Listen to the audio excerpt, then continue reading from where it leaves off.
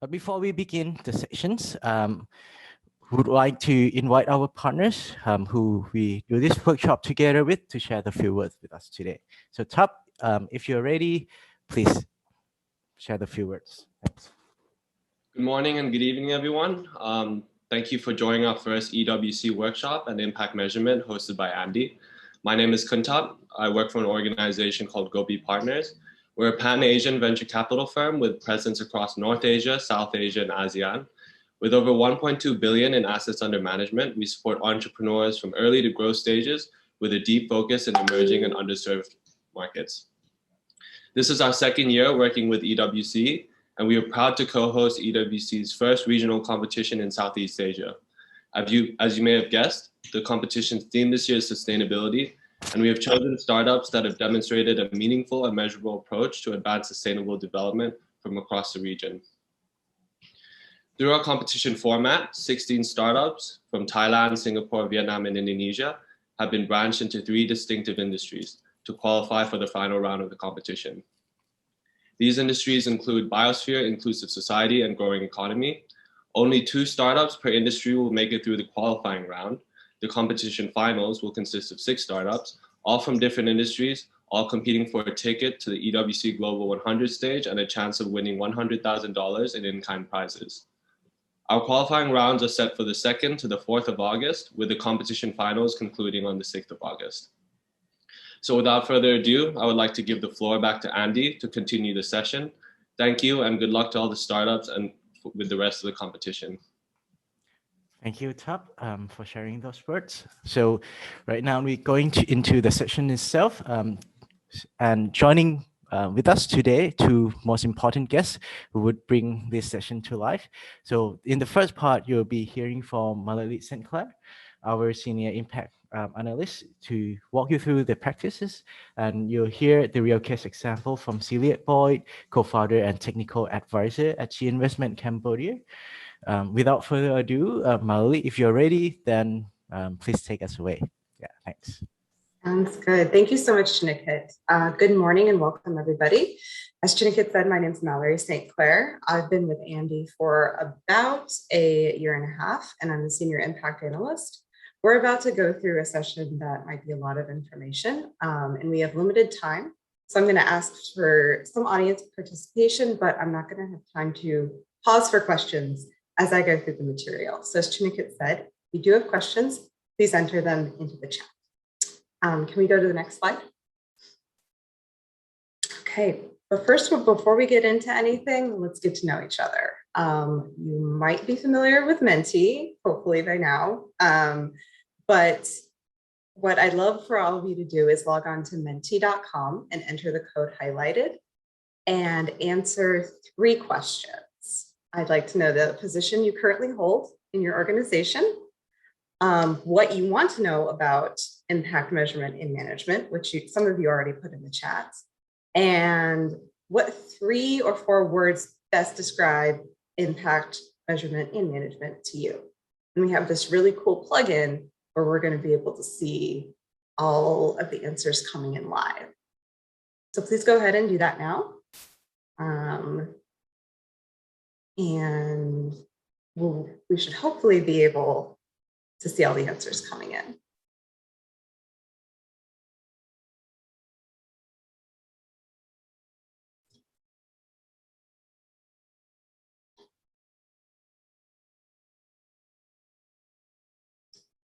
The question is different.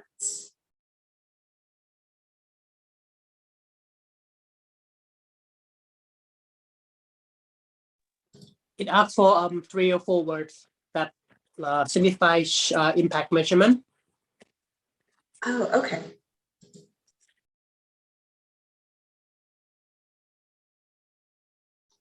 We might need to back into the first question.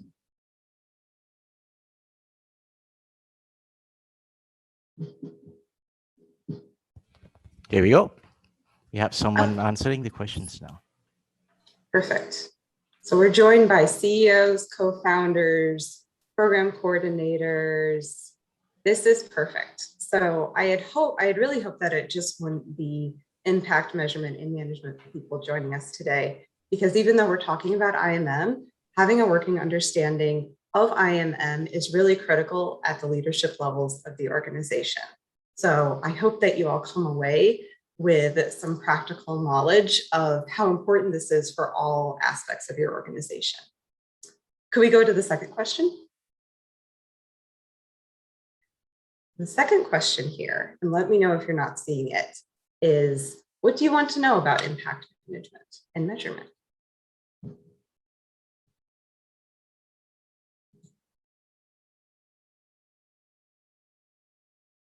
How do we measure impact? That is a great question and really important. Best practices, awesome, okay. The attribution, that is very important. So by attribution, we mean how much impact can we attribute to our activities? Managing schemes, right tools and frameworks, best practices, right indicators to prove the link. That's a good question. We best utilize it process. Perfect. So we are going to touch on a lot of these topics today. Oh, perfect. So we're going to touch on a lot of the topics that you guys are wanting to cover today. And then finally, what 3 or 4 words best describe impact management for you? Happy. I am really happy to see that somebody describes it as happy because I have not seen that before. Impactful, change, time consuming, complicated, progress, positive, purpose. It's kind of nice to see that there's a mix of positive thoughts and associations. We delivered this training and asked questions to people all over the world, and very consistently, time consuming and complicated frequently come up. And I think that's what a lot of people think about when they think of M&E and IMM. So I'm hoping that this session can dispel some of these doubts or challenges and maybe make it seem a little bit less complicated and more accessible for you. Well, thank you for participating. Can we have the next slide, please? Okay, so I would love to hear from you guys again. We're going to start this session off by thinking about data.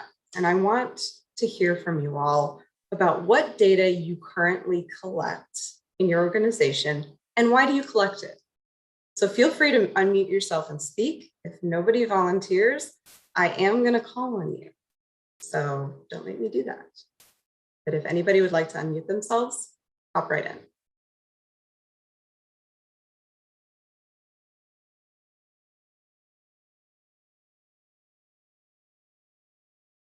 I think I would love to hear from T-Touch from Change Fusion Thailand. Can you tell us what data you currently collect and why do you collect it? We collect outcome data to monitor the feedback of the project in OO, and we see the impact if it's really up to the standard that we're looking for in the certain project. Okay, so what kind of questions do you ask? It would depend on the project, but usually we tend to ask a straightforward question and then kind of go toward more elaborate question that we have the algorithm or theory behind set the question. Okay, great. I'd like to hear from somebody else. Would anybody else like to tell us what data they currently collect and why? I would love to hear from, how about Christina from WWF's Asia Sustainable Finance Initiative. Feel free to unmute yourself.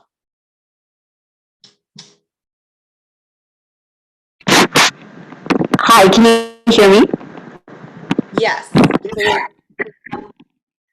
I think that the current role my current role isn't directly relevant, but we do have 2 other tools that we kind of gather public data based on public disclosures that we kind of plug into our different tools. But in regard to impact measurement, I guess this is a very new project for us. So here I can't really comment because we haven't started to gather data in this regard yet. Awesome. Thank you so much. So I asked this question because for the most part, a lot of you are already doing some type of data collection. organizations typically collect user output and feedback data. As we said, you want to know what the experiences that your customers or stakeholders are having. And all of these data types are important to collect, but perhaps the trickiest and most important one is outcome data. And outcome data allows us to draw conclusions about our impact. And that's mainly the type of data we're going to be talking about today. We have the next slide. So what is the purpose of impact measurement and management, or IMM? Let's set the stage. We have two goals here when we're conducting IMM, which is to, one, increase the positive effects of our activities, and two, reduce the negative effects of our activities. And we can have both unintended and intended positive and negative effects. But it's important to understand that it's important to understand what these effects are, because if we understand them, then it reduces the amount of impact risk we have as organizations. You might already be thinking about risk in terms of finance risk, but impact risk also exists, and hopefully we think it's just as important as financial risk. Impact risk is the risk of making the wrong decision because we have limited or no data. And a good IMM plan is going to help us reduce those risks. Next slide, please. Okay, so what is impact? I'd like to hear from you guys again. What does impact mean for your organization? Kai, would you mind unmuting yourself and telling us?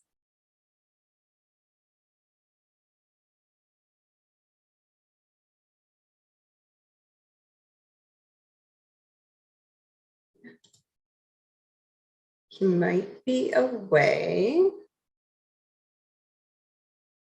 That's okay.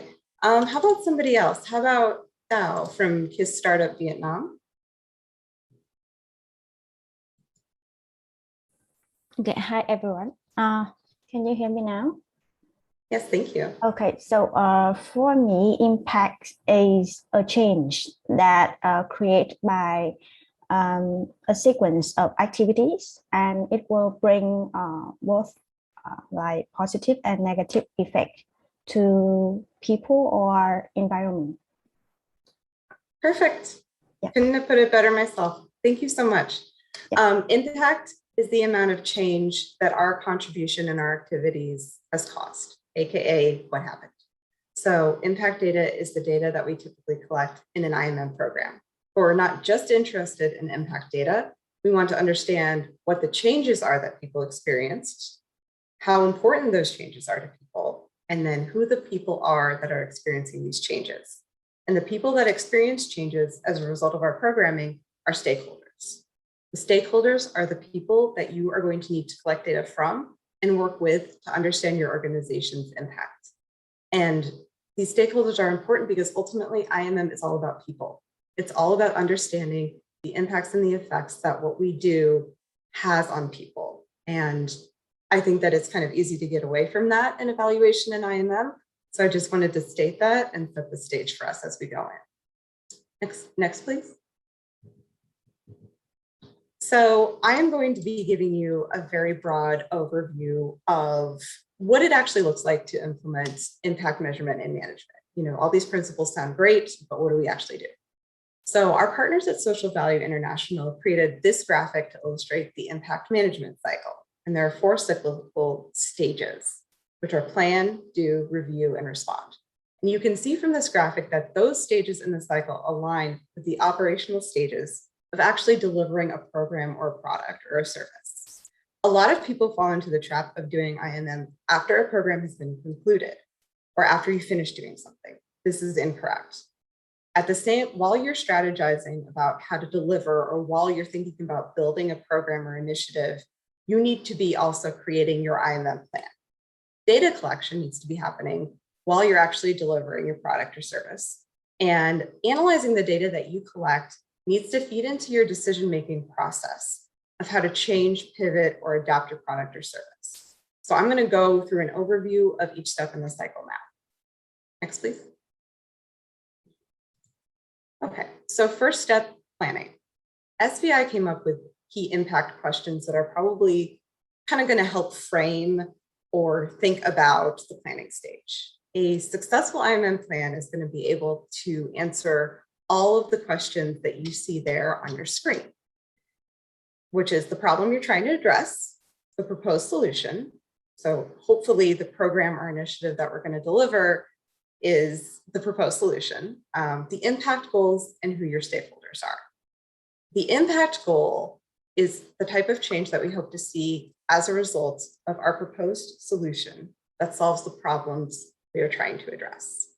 It is the so what aspect of our strategic planning.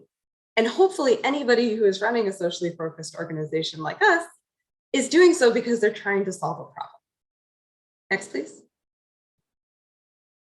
So a key tool in the planning stage that can help you answer those impact questions is called a theory of change. And some of you may have seen this before, some of you probably already have one. This can also be called a theory of impact, a logic model, a log frame, a results framework. There are some variations between those definitions and frameworks, but there can be a lot of blurred lines. But in general, a theory of change, or a TOC as it's abbreviated, is going to lay out the causal chain of impact that you expect your program to have. It is explicitly linking the problem, the impact goal, and the proposed solutions together. And I always encourage people to develop a theory of change with your organization's leadership, not just kind of by the IMM person or the M&E person. This document is an exercise is really helpful for your IMM strategy, but I've also found in my experience that it's really helpful for your overall organizational strategy. So I'm going to go over all of these components very quickly. We'll start at the bottom. Inputs is the 15. And inputs are pretty self-explanatory. They are things that you need to execute the activities of your intervention correctly. So it could be things like seed capital, employees, machines and equipment, etc. Those inputs feed into the fourth tier, which are activities. And activities are your goods and services provided. What are you doing? Activities are the things that you're going to do to address the problem that you have identified. Executing your activities correctly results in outputs, which is the third tier. And outputs are essentially what you expect to see if you have delivered your activities successfully. This all sounds pretty simple, and it is. So let's pretend, for example, we are a social enterprise that delivers solar panels. For us, the outputs that we would probably expect to see are things like the number of solar panels delivered, quarterly sales, quarterly revenue, things like that. The next part is where it gets a little bit more tricky. The second tier of the theory of change is called outcomes. Outputs, outcomes, and impacts are frequently confused with each other. But basically, outputs are the things that need to change. Sorry, outcomes, I just confused myself. Outcomes are the things that need to change in order to achieve your impact goal. You can also think of outcomes as the changes that you expect to see in your stakeholder population as a result of your outputs. So in our example of our solar energy social enterprise, the outcomes that we would probably expect to see are things like increase in the number of hours students can study at night because they have light, safe communities because they have streetlights now, maybe fewer house fires because households don't have to rely on candles for light at night. So the outcomes can also be broken up into short and long-term outcomes, depending on your needs as an organization and how long you're going to be collecting data on a project. Now, the final tier and the first tier, as you can see in this graphic, is the impact goal. Some people also call this a vision statement or an impact statement. And to go back to our questions again, an impact goal is the type of change that we hope to see as a result of our proposed solution that solves the problems we are trying to address. And in our social enterprise example, our ultimate impact goal might be something like greater quality of life for targeted households as a result of having reliable access to electricity. This is a very rapid overview. Please don't forget to put your questions in the chat if you want some clarification. Okay. Oh, sorry. Could you go to indicators? Thank you. All right. So we've successfully built our theory of change. What comes next? We have to operationalize it now. So keep in mind that we are still in the planning stage of the impact management cycle. Sorry, I live over a train track. So indicators. So we now have to figure out how we're going to get the data that we need to make decisions.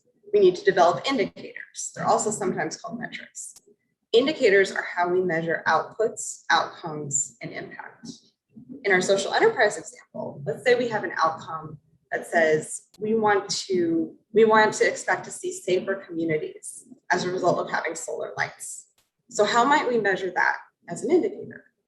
We would probably want to collect data on the number of violent incidences or robberies in the communities that we serve before and after solar lights are sold. Or we might want to interview women about how safe they feel walking at night.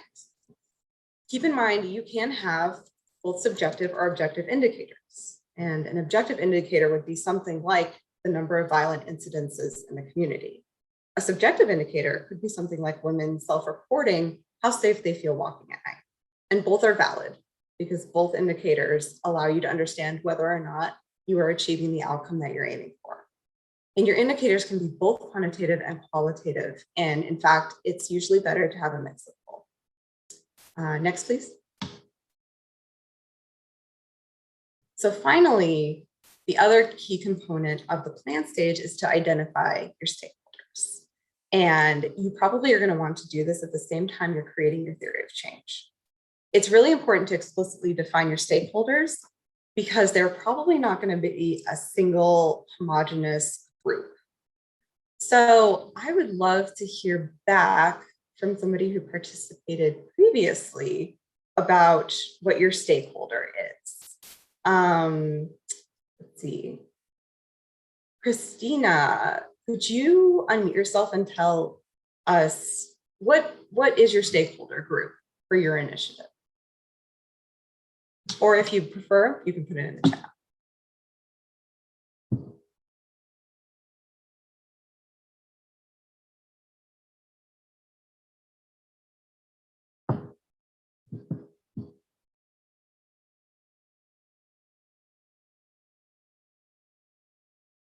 Might have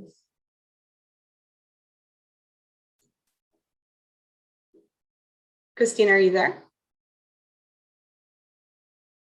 Okay, so your stakeholders are finance sector professionals. That's great. Do you segment out your stakeholders by any sort of lens, may it be gender or age or something like that?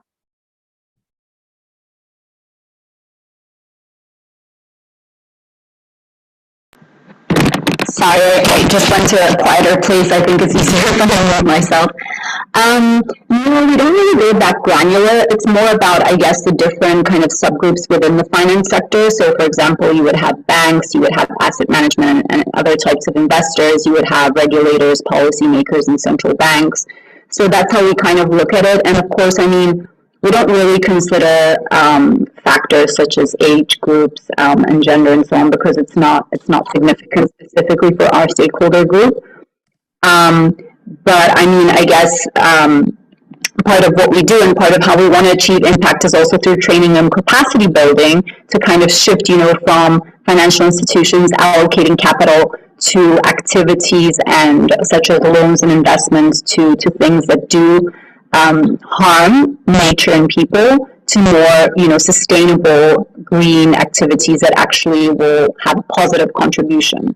So that's kind of our goal, and that we take in kind of the different subgroups within how do we kind of break that goal down and tackle these issues within the finance sector groups. Thank you for sharing. So why is it important for us? Thank you so much for sharing that example. I often find it interesting because we're working on so many different projects. The needs for identifying and segmenting our stakeholders are going to be different for everybody. So it really does depend on the kind of project or intervention you're delivering. But why is it important to segment our stakeholders? Mainly because not doing so can result in doing harm to certain sections of the population, and it increases our impact risk. It's important that we think about understanding our stakeholders from multiple angles, such as gender, race, ethnicity, age, caste, or other socioeconomic considerations. So in our example of, say, the solar panel social enterprise, do you think we would be collecting adequate impact data if we just asked about satisfaction rates? Or do you think we should be trying to understand how having solar panel electricity impacts women differently than men? So I can guarantee you it will. I want you, moving forward, I want you to think about what characteristics or data you need to help you better understand your stakeholders.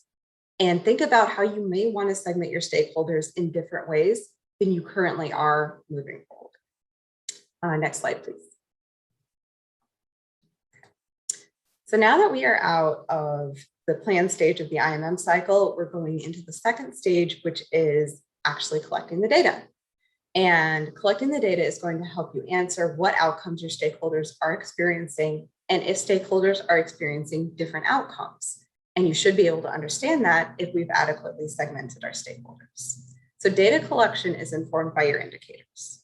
You may have a mix of quantitative and qualitative indicators, and it's actually best practice to have both. We call that mixed methods. Quantitative data is going to help you understand what. It's going to help you understand what is happening. But qualitative data is going to help you dig deep into the why and how. Using both of these data collection methods in collaboration is really going to help you paint a better picture of your impact. So I always recommend this. There are different types of modalities and options for quantitative and qualitative data, but it's all about choosing the right fit. Next slide, please. So I think that a lot of people can get intimidated when we think about how to collect data. So we might think that, oh, well, I don't have the resources to do a massive survey or a very complicated study, but it doesn't need to be big or complicated. You need to think critically about what the right fit is for your organization, and you need to collect as much data as you need to make an informed decision. It's not necessary to embark on, say, a really complicated randomized control trial every time, and it's not appropriate a lot of the time. So our partners at SVI call this kind of right fit concept, enough precision for the decision. It's catchy and it's easy to remember. Basically, it says you need to collect the data that you need in order to decide what changes you might need to make in your programming. So enough precision for the decision. And if you go by this philosophy, I think you should be able to create an appropriate data collection plan. I will say though, keep in mind data collection has a lot of trade-offs. If you want to do in-person data collection, that will be expensive in terms of money, time, and human resources. But if you want to do something like a web survey, you might miss out on richer data insights that you would get if you did data collection in person. Next slide, please. So the final two stages are reviewing your data and responding using the data that you have collected. The review stage is the analyze stage. So after you collect your data, these are the different analytical methods that you are going to use to answer the questions that you see on the slide before you. And your analysis is going to depend on the type of data that you collect. Many organizations might just use Excel to process and analyze their qualitative and quantitative data. But there are dedicated platforms and software that you can use for your impact data analysis. And if anybody is interested, I can provide a list or direct you to a list that kind of collates and reviews those software and those platform options. Next, please. So this is the final step, the response step. And the response step for me is the most important part of this process. This is where you use the data you have collected to make strategic or programmatic decisions. If you do not do this step, if you do not utilize data to make decisions, you have essentially wasted your time and your stakeholders' time. Data is only useful if you utilize it. At ANDE, for example, we survey our members every year to understand different ways that they engage with us, their satisfaction levels, their needs, and other things. One small insight that we gained last year is that many members want to engage with us more on LinkedIn. And so we've tried to take that consideration into account instead of, say, doubling down on Twitter or Facebook posts. If that sounds simple, it's because it is. So data utilization should really not be difficult or intimidating.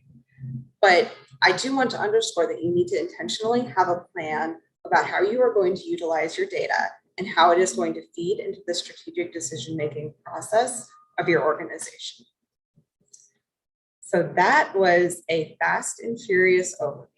I am now going to hand it over to Celia from She Investments, and I am hoping that she can take all that crazy information I just gave you and contextualize it a little bit. So thank you so much, and I'll give it over to Celia. Amazing. Thanks so much, Mallory. Hi, everybody. My name is Celia. I am a co-founder of She Investments, which is a social enterprise based in Cambodia. And we design business incubator and accelerator programs for Cambodian women using a gender lens for everything that we do. So we apply a gender cultural lens to all of our work. And we're the first incubator in Cambodia that has designed this program specifically for Khmer women, applied to Khmer culture and the specific barriers that women face in scaling up a business. So I suppose for today, just as a just to let you know to start off with, I'm by no means a evaluation or impact measurement expert. What I'm going to talk about today is a case study specific to our organization, and coming from the perspective of as a leader of an organization, from when we first started through to now, which is about 7 years old. And so it's coming from a perspective of we very much value M&E and impact measurement, but also acknowledge that it's really hard. And yeah, so just flagging that, definitely not an M&E expert, but coming at it from that kind of entrepreneurship, support organization, leadership role. Cool. All right. So what I will talk about is essentially how we created our impact management strategy, very briefly, touch on the framework that we used. And a hint is that we did not use an existing framework. We created our own for various reasons, but mostly because we couldn't find one that really worked for us. And we wanted as much as possible to keep it all in one place rather than use different tools and different frameworks from all over the world. How we operationalize that, because I think the hardest part when it comes to impact measurement is moving it from theory, because your theory of change is literally just that, a theory, how to actually move it into practice.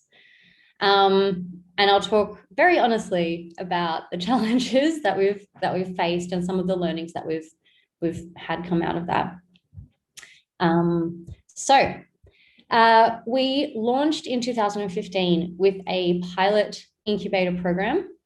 And from the very, very beginning, we started with value, like placing high value on monitoring and evaluation, and understanding whether or not our programs were working, essentially. So very much what Mallory was saying before, we wanted to know, the women that do this pilot program,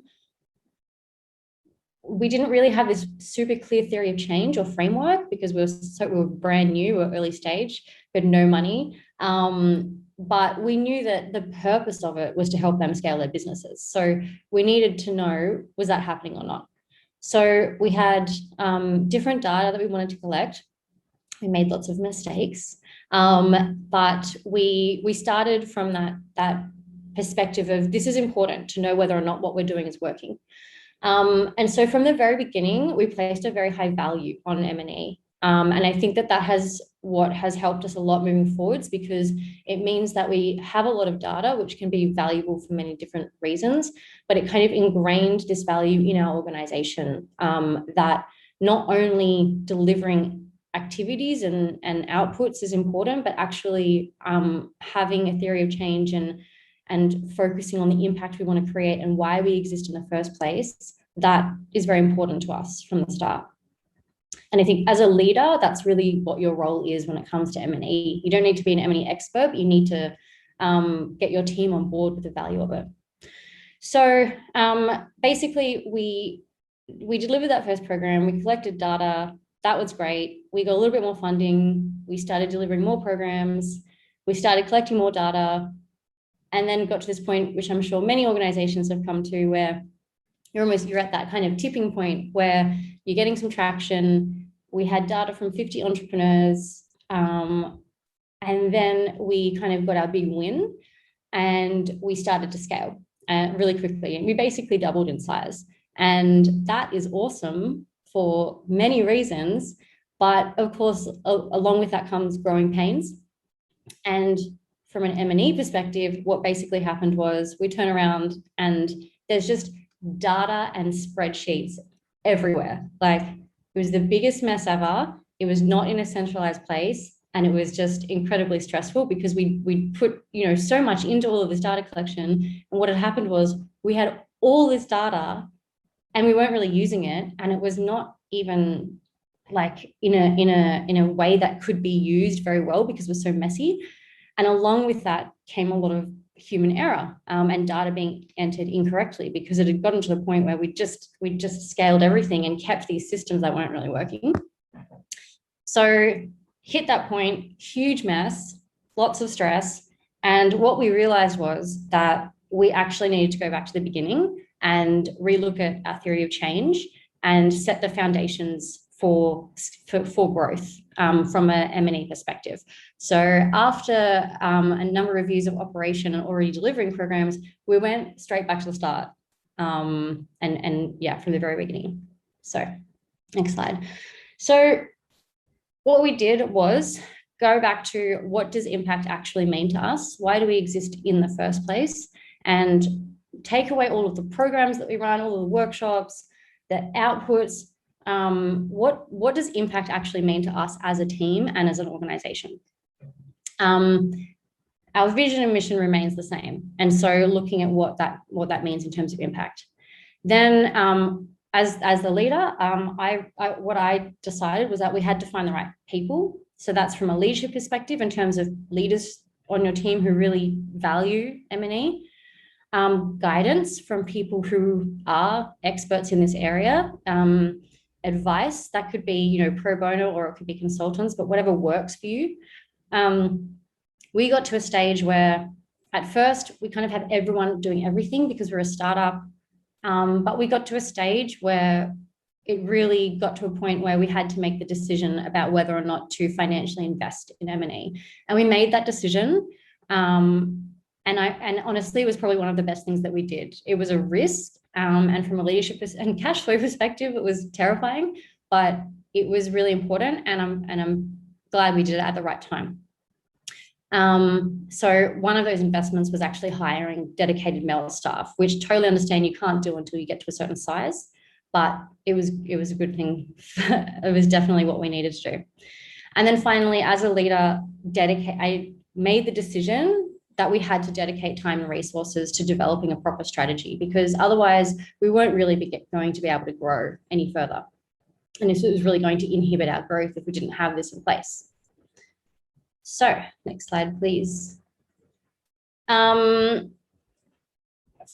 Just kind of going through this pretty quickly, we started with just coming back to the beginning and being super clear about what impact looks like to us. So essentially that meant looking at our vision and mission, and is it still relevant, and what does it really look like? And our mission essentially says that we intend to build up women entrepreneurs to create impact, and specifically economic, social, and environmental impact. So we spent time looking at, okay, what do those things really mean to us? Do they mean the same thing, or have we learned a lot over the past few years and now they mean something slightly different? Next slide, please. We created a theory of change with the support and guidance from an evaluation expert. And a lot of theory of changes, they take many different forms, and they can be complex, or, I mean, they shouldn't be complex. They should be simple, but they can take many different structures. the theory of change that we came up with literally ended up being this plus this equals this, because we wanted to make it as simple as possible and just come back to like the roots of what we are trying to achieve as an organization.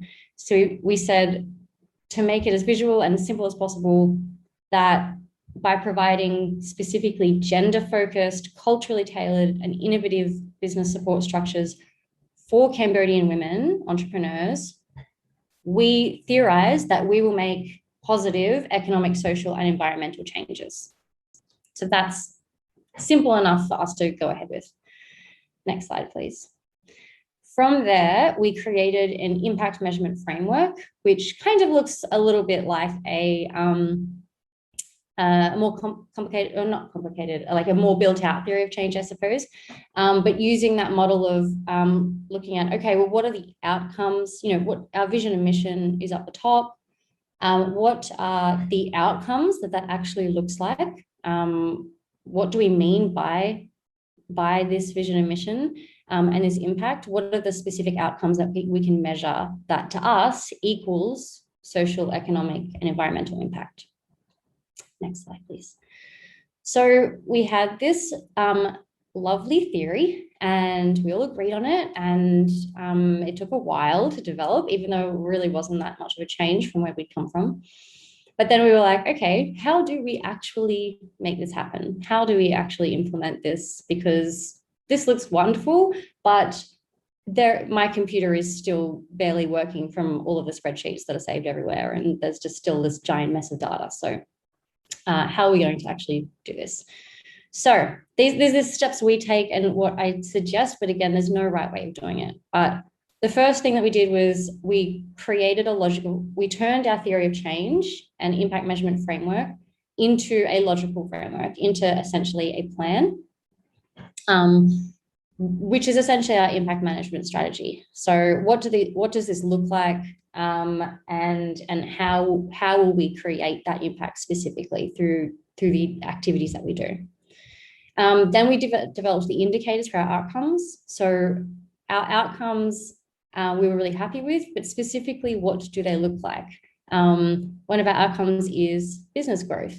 So like, what is that? How can you, what's a success indicator for business growth, and how do you actually measure that? Then we put numbers next to those outcomes and indicators, and talked about how we'd actually measure them. And that was an interesting conversation, because I'll go into it more later, but basically it turns out that it took us a long time to realize that we were all measuring the same indicators in a completely different way. So that was interesting.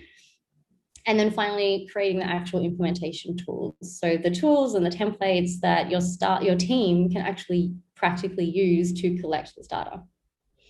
Next slide, please.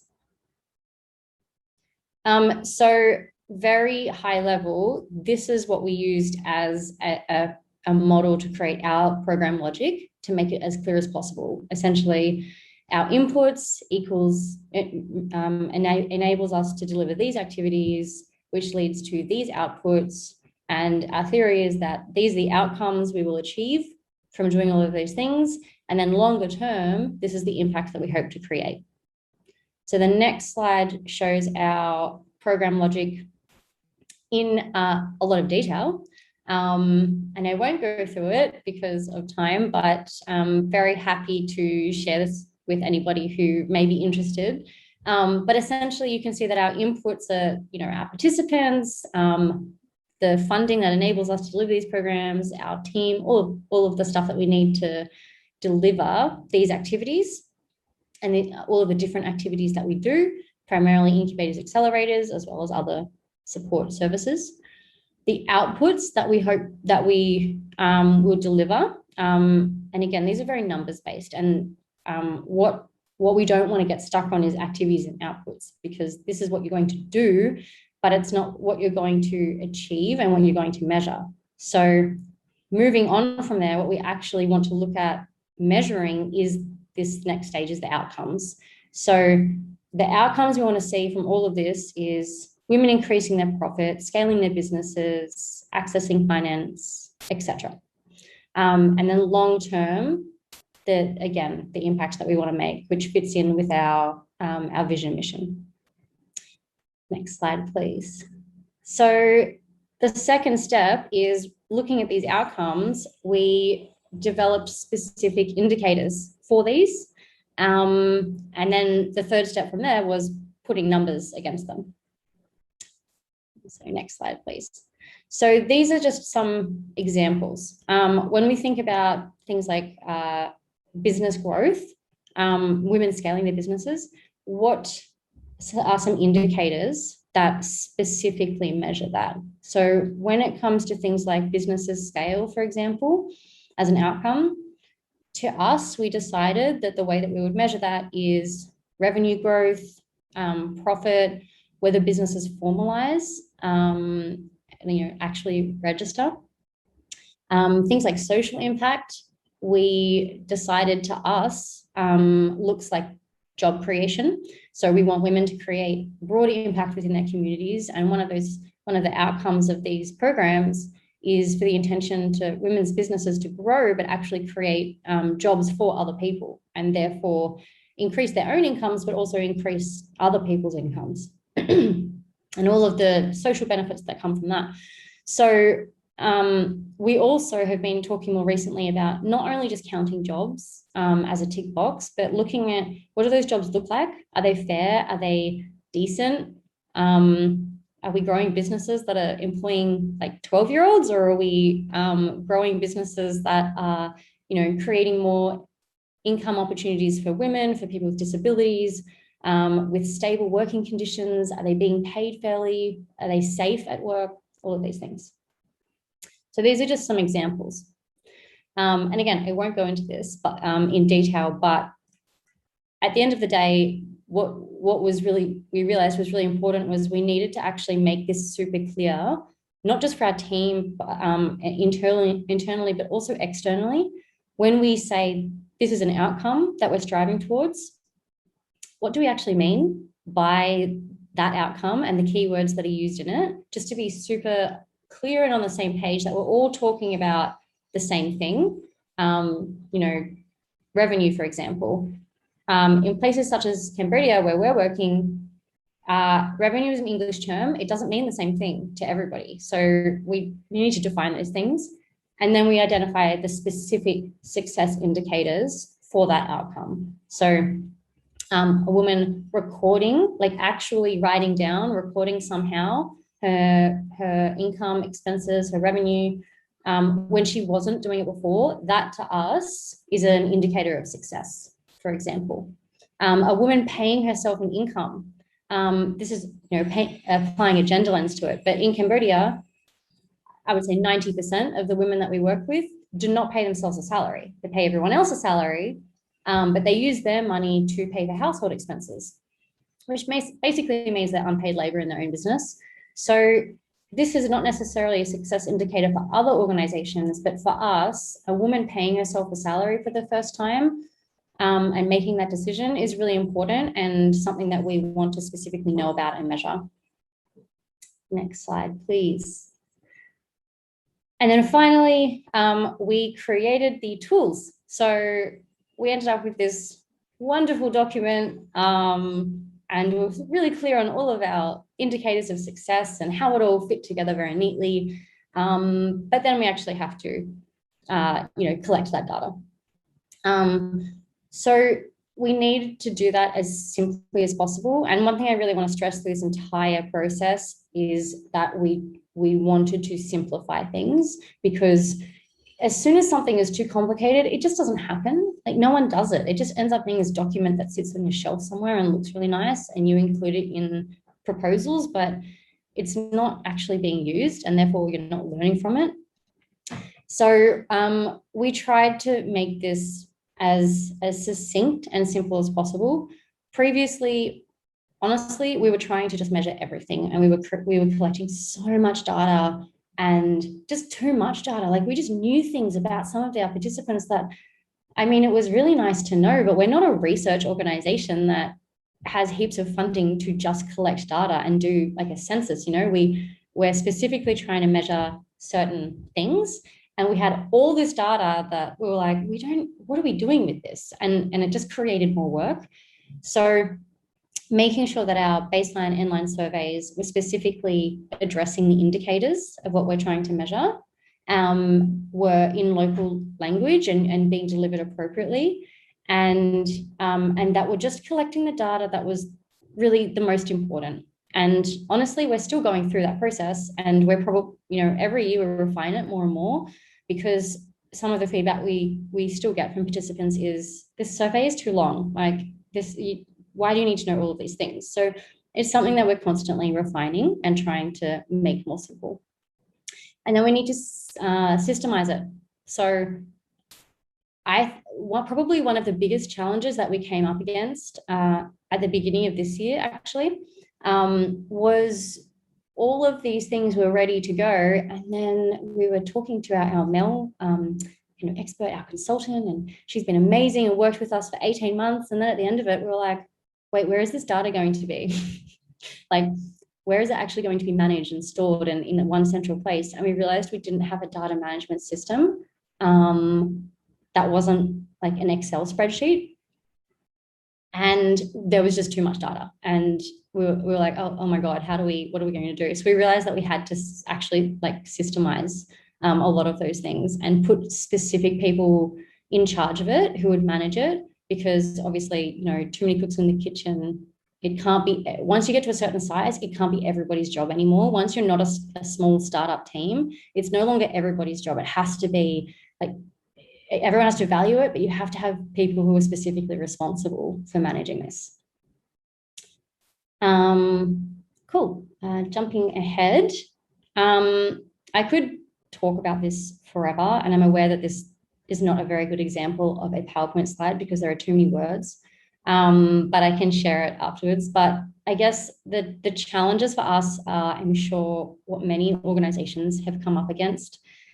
The number one challenge is just making the time for it, because when you're running an organization, your business, whatever it might be, you have so many balls up in the air and so many things happening.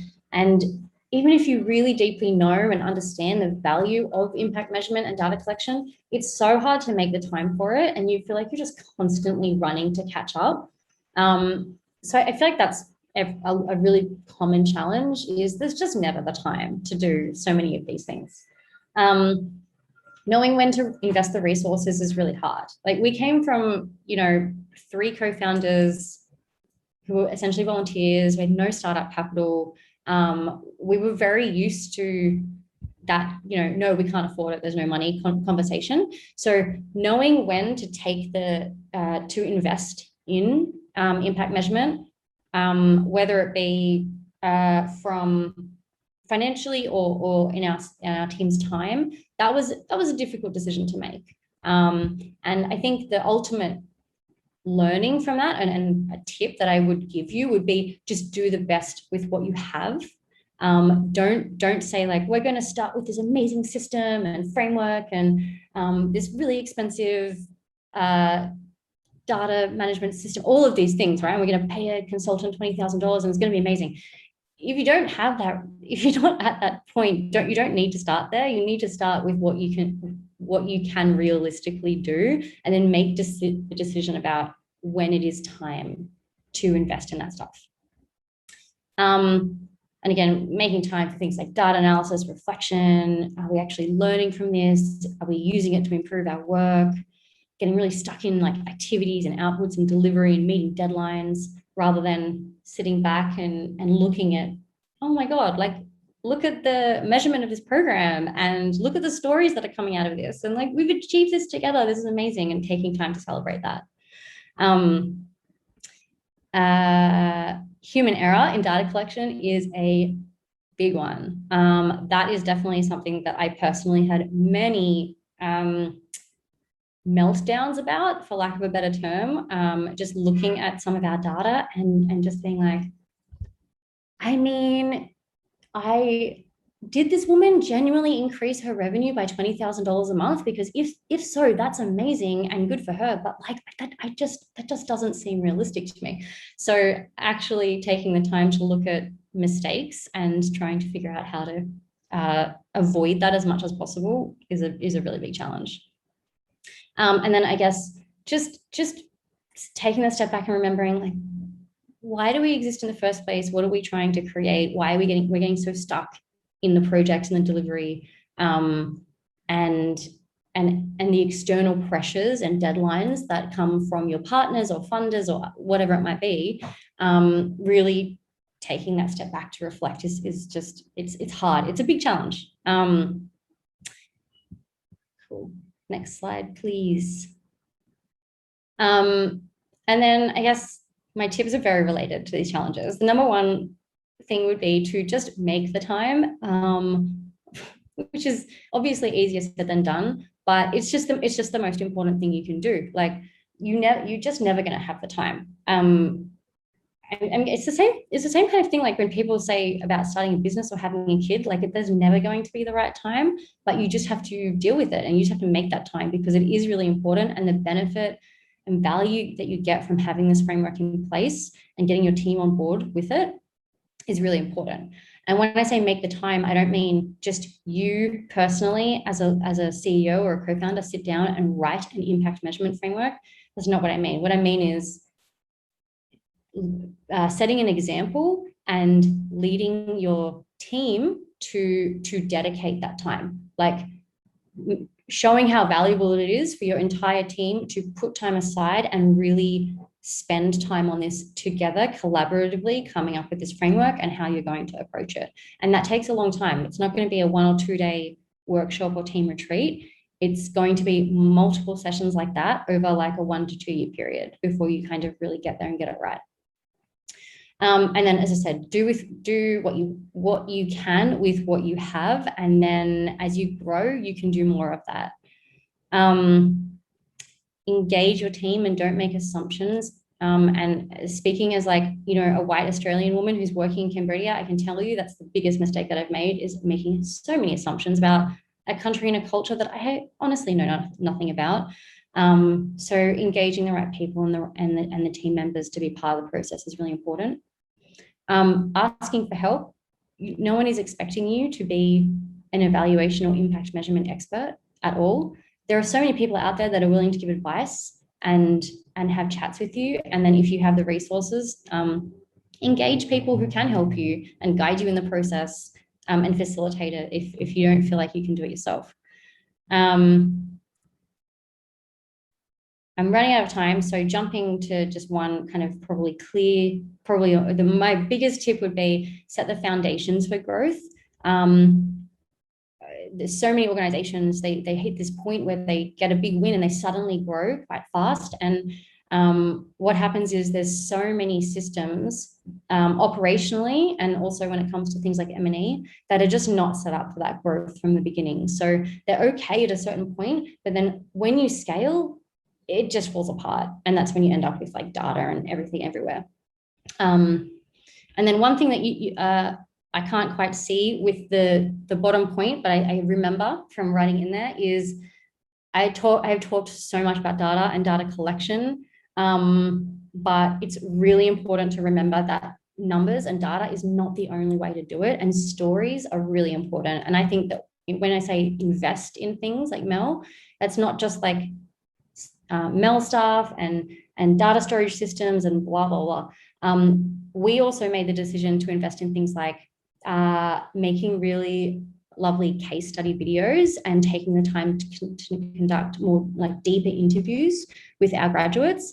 And that makes a huge difference, because data is one thing, but actually listening to a woman's story and what the program meant to her, and like the changes that she saw personally in her business and her life and her employees' lives, that goes so much further than just looking at numbers. And that's the stuff that you really engage your team and external stakeholders with too. And then I guess to kind of finish on, just to acknowledge, again, not an impact measurement expert. I did not create this framework. I kind of led it in terms of making the decision as the leader, we're investing in this and we're making time for it. But then I built the team and asked for the help to make this happen, which I think was really important, because I didn't want it to be like this is the impact that Celia wants to create in Cambodia. It had to really come from our team, and we had to get guidance on it. And then finally, I promise I'm finishing now. If anyone is interested in learning more about this or getting further involved in this kind of discussion, particularly from a entrepreneur support organizations or ESOs perspective, I'm working with the team as part of Frontiers Lab Asia, which is essentially a team of different ESOs coming together saying, you know what, there is no perfect way of doing this, and there is no kind of cracked code or perfect framework that everyone can just copy and paste. But we want to come together and have discussions and create a community around talking about some guiding principles for best practice that we can hopefully help the broader sector to adopt or contribute to guide them in creating their own impact measurement frameworks, or improving the ones that they have, or sharing learnings with each other. So if you would like to get involved in that, it's happening right now at a prototyping phase. So please do feel free to get in touch with me, because we're actively looking for different ESOs and funders and anyone in the sector who really wants to be a part of it and contribute to that. Okay, I've gone 4 minutes over time, so I'm going to be quiet, and thank you for Oh, you have 1 more minute. listening. But yes, thank you, Celia, for the stories. Now we have a little exercise. I think you have been listening to us for an hour now.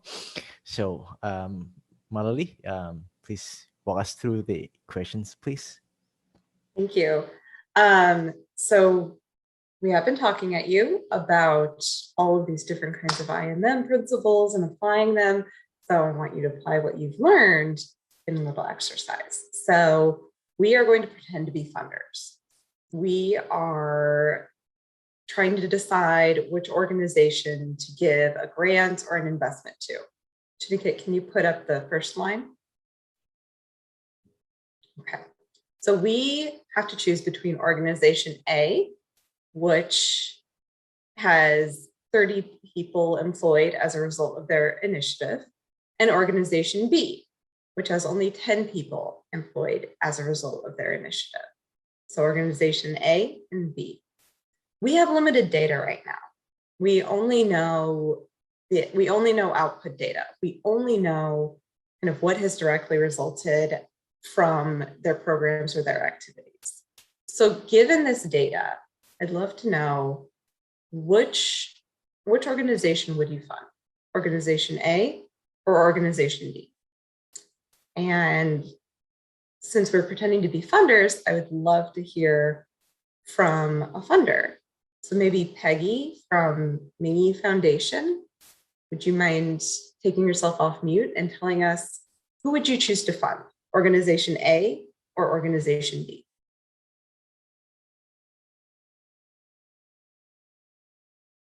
Let me check that she's still with us.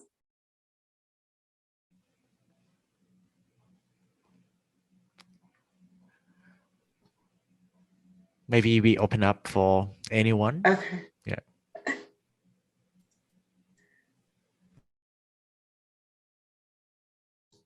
So yeah, how about Carol from Northeast Family? Which organization would you choose to fund? Sorry, can you just repeat your question again? Yeah. So given this data, which organization would you choose to fund? I wouldn't know. A? Oh, okay. So you wouldn't pick between organization A or B? Just based on the output data right now? Mm-hmm. No, I wouldn't be able to pick. Good answer. Good answer. Thank you. So let's see if we can get a little bit more data. Can we have the next 3 lines? Okay, so now we have a little bit more data that can give us a little bit more nuance. You know, initially it kind of looked like organization A was doing a little bit better than organization B because they were employing more people. Now we see what types of employment the people are availing. We see that for organization A, even though they're employing more people, these folks were previously short-term unemployed. the type of employment is they have a 0 hours contract, which basically means they don't have any guaranteed income or work hours a week. And we also see that it is paying $10 an hour above the living wage threshold. So for organization B, they are placing people who had been long-term unemployed in jobs with guaranteed income, but they're only getting paid $5 an hour above the living wage threshold. So based on this data, which organization would you pick to fund? Carol, do you have a new thought now? Yeah, I mean, I'll be more inclined towards organization B only because if you put together the guaranteed hours and the wages, that's more this bigger in some sort of sense.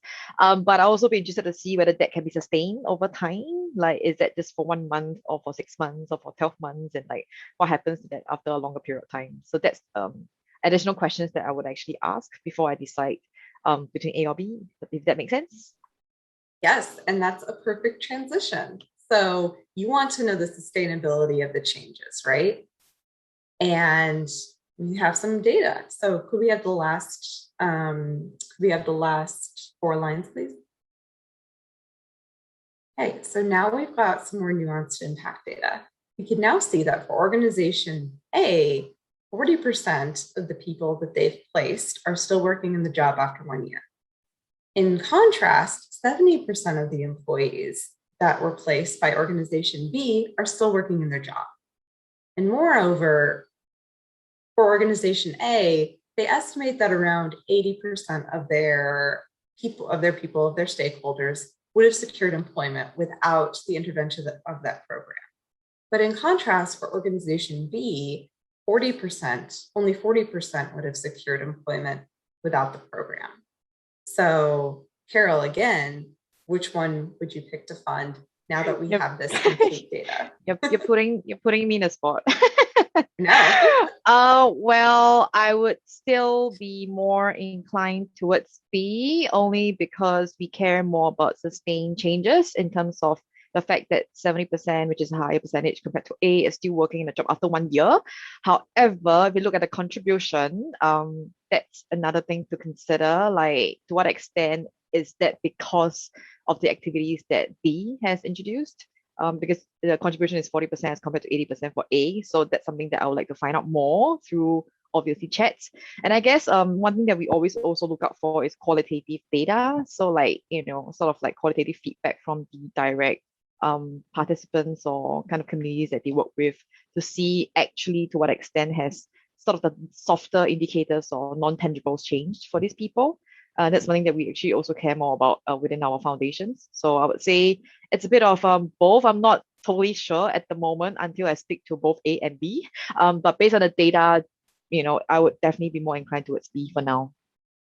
Awesome. Thank you so much. You summarized that so well. And I like how you mentioned qualitative data too. So maybe this would benefit from some of the case studies that Celia had mentioned previously.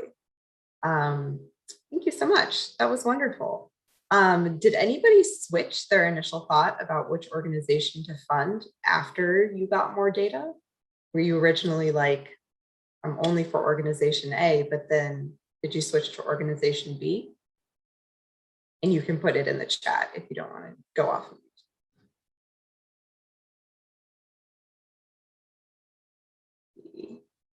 See who I can pick on. I'll give Peggy, I'll give Carol a break. Juanla, do you have any thoughts about this?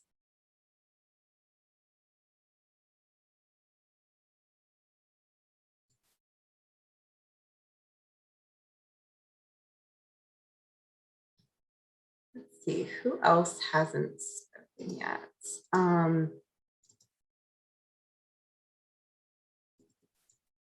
Sophie, could I hear from you? Sophia? Yeah, what was the question again? Sorry. Yeah, did you switch which organization you wanted to support after you got more data? Yes, definitely. At first, it was A, organization A, because there's 30 people. But then after we get more data, I realized that, it's really important to learn more about the organization, not just make a decision with limited data. Awesome. Thank you so much. And thank you for being a good sport, being called on. So this exercise is really important, and I wanted to take you guys through it because it demonstrates how vital it is to collect different types of data to gain a better understanding of the impact that you're creating. And it also demonstrates impact risk, which I mentioned at the beginning of this workshop. So if you only had that first line, that output, those output indicators, you were exposing yourself to an impact risk, which is making wrong decisions based on a lack of data. And this exercise also demonstrates how important it is to segment your stakeholders. If we didn't have segmentation, we wouldn't understand that organization B is placing people who were previously suffering from long-term employment into stable jobs. So we understand how their stakeholder group is distinct from the one in organization A. And I think based on kind of your funding goals, we can probably agree that getting people who are long-term unemployed into stable jobs might be a little bit more impactful than what organization A was trying to go. So thank you all for your participation in your comments. I just hope this exercise kind of illustrated some points that we were trying to go over, both in the case study and in the IMM 101 lecture. So we have the slide. So I want to leave as much time as possible for any questions. We're going to close out this portion of the workshop for an open Q&A. And you can feel free to unmute yourself and ask questions to me and Celia, or if you prefer, you can put it in the comments section and we'll read it out loud. Yep. So we have roughly 15 minutes for this final thoughts and open Q&A. So if you want to share your stories rather than asking questions, that's also fine. Please do help unmute yourself or type in chat.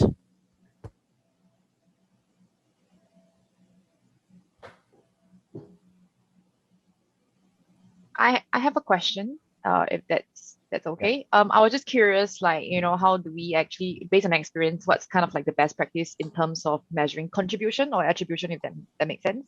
Like, to what extent do we know the outcomes or impact is because of the activities that we actually implemented? Are there any kind of like real life case studies or examples you can share? Yes.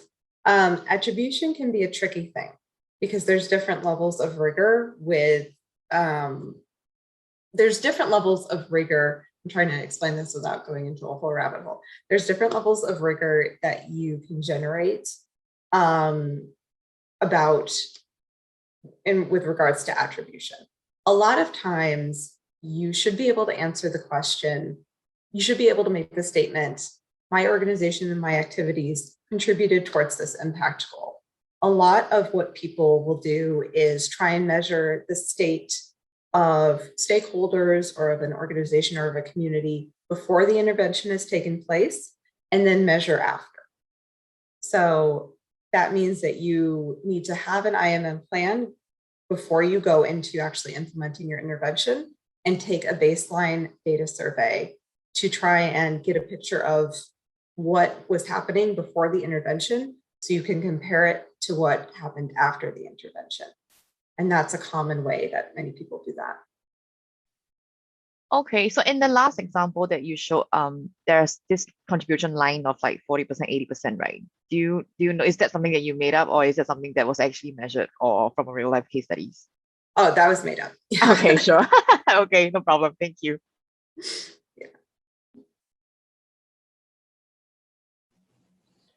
Do you have any complementary thoughts on that? I think largely what you do also have some sort of that element as well. So wondering if you can add on to how you do it.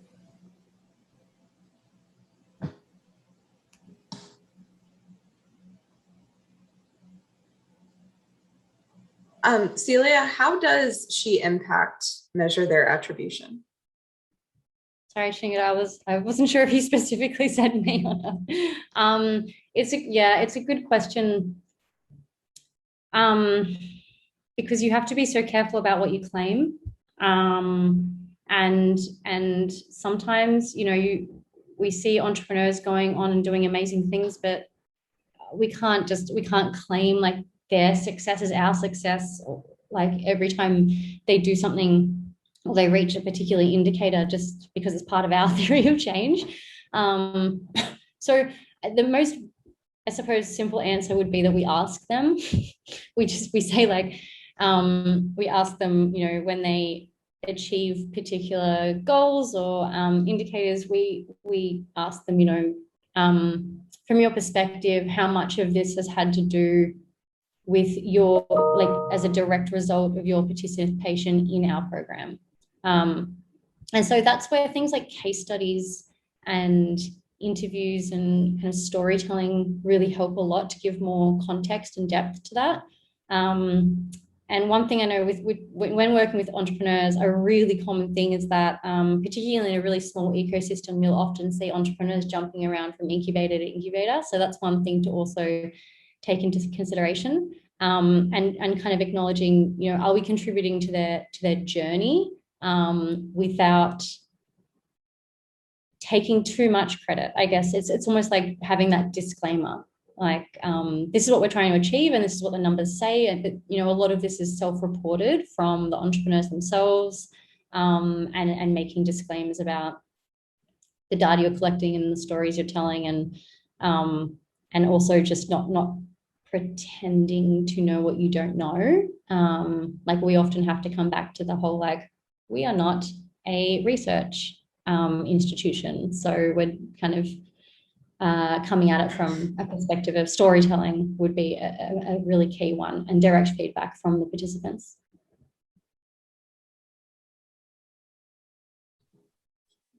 Thank you, Celia. I'll just share a bit of like what we've done previously as well. I mean, we did do the whole let's ask them directly approach, where we just basically ask to what extent it's your achievement thanks to certain project or etc. But I've actually done also a more rigor process called contribution analysis. It's a form of evaluation that was sort of started in the UK, that it really has developed approaches to measuring the extent of contribution towards the achievements based on a certain theory of change that they developed as part of the evaluation process. So if anybody's interested, can just Google contribution analysis. I thought that was something that I could share. Then there's tons of consultants who are in this area. If you want a very rigor way of evaluating a certain program that you've probably supported or invested in. That's an awesome example. Thank you for bringing that up. Yeah, that's great. I think we have a question in the chat.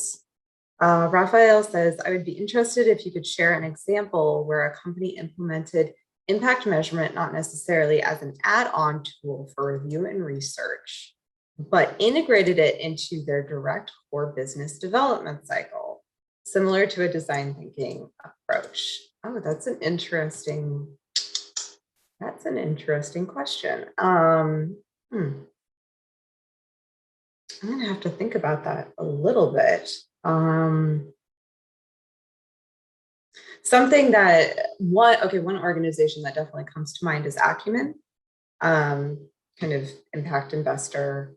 They are really a trailblazer in many ways in terms of impact measurement and management, but they definitely have their impact measurement very much integrated into their core business processes.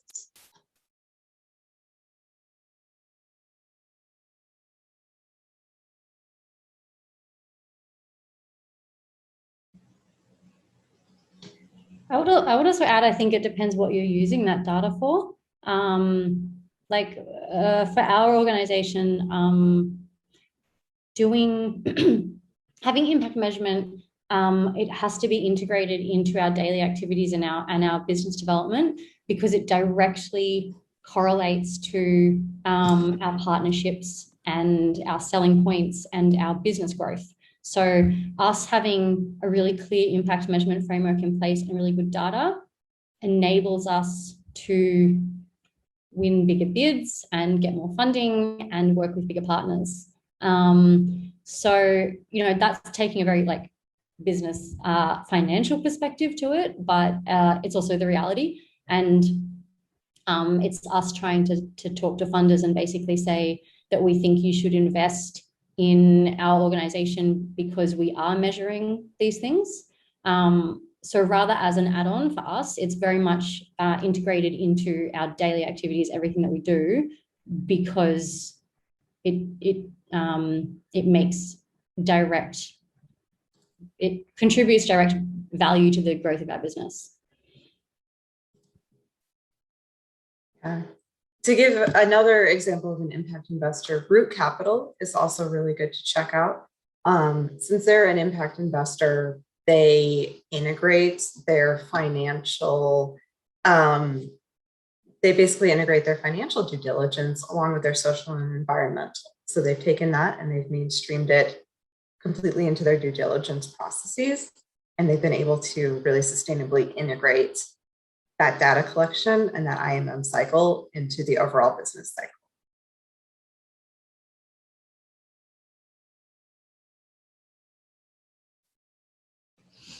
Right. So we have maybe 5 minutes for this Q&A. So any last 1 or 2 questions that we could respond to? May I ask a question? Sure, crap. Yep. I'm please. Metawi from Sutton School of Management. Thank you very much, Mallory and Celia, for your wonderful presentation. It's very helpful, and I have a lot of practical takeaways to use in my work. So my question is, do you have any comments on SROI?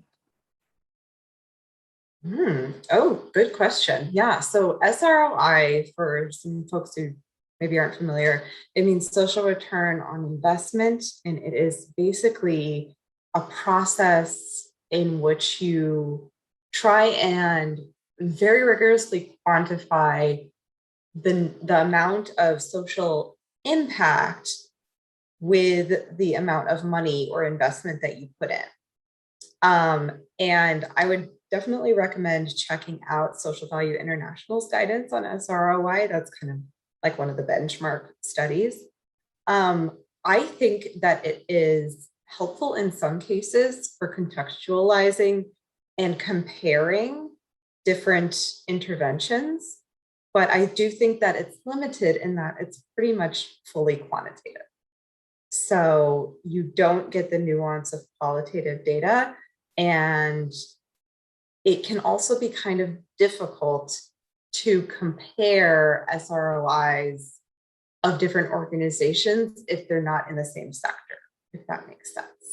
So unless like you are comparing apples to apples, like very similar organizations with very similar goals, I think that it can be kind of difficult to contextualize SROI. Celia, do you have any thoughts about it? Have you guys tried to use it?